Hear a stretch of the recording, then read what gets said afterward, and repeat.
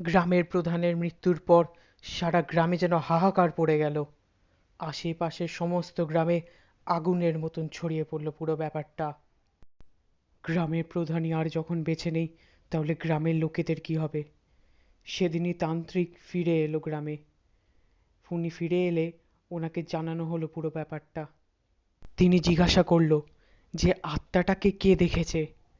একজন বলে উঠল, ভূপাল প্রথম দেখেছিল ওই আত্মাটাকে। এই শুনেই তান্ত্রিক ভূপালের বাড়ি গেল প্রধানের লোকেদের নিয়ে।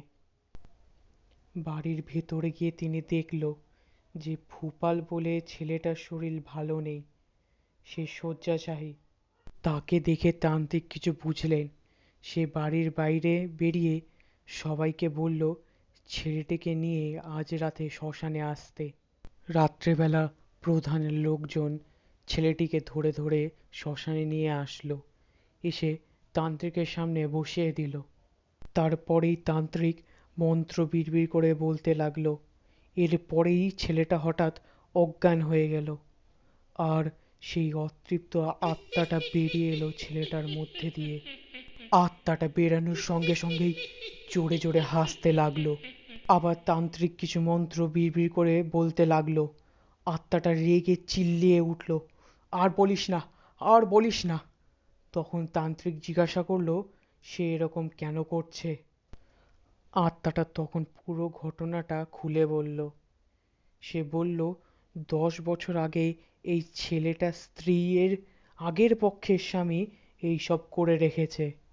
এর স্ত্রী প্রায় দিন তার আগের পক্ষের স্বামীর সাথে ঝগড়া করত, কিন্তু একদিন তাদের মধ্যে তুমুল ঝগড়া হয়। তখন তারা গ্রাম পঞ্চায়েত প্রধানের কাছে যায়, কিন্তু আগের পক্ষের স্বামী এইটা জানতো না যে গ্রামের প্রধান, এই ছেলেটা আর তার স্ত্রী সবাই একসাথে মিলে আছে।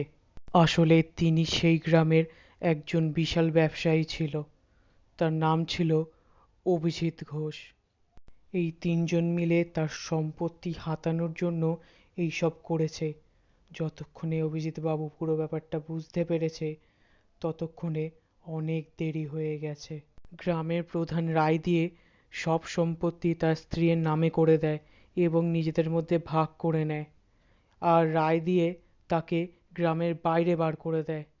তাই সে নিজের বদলা নেবার জন্য এই প্রেত আত্মাকে অন্য জগৎ দিয়ে ডেকে নিয়ে এসছে, নিজের প্রাণের বলি দিয়ে। তারপর তান্ত্রিক আর আত্মার মধ্যে অনেকক্ষণ তর্কাতর্কি হয়।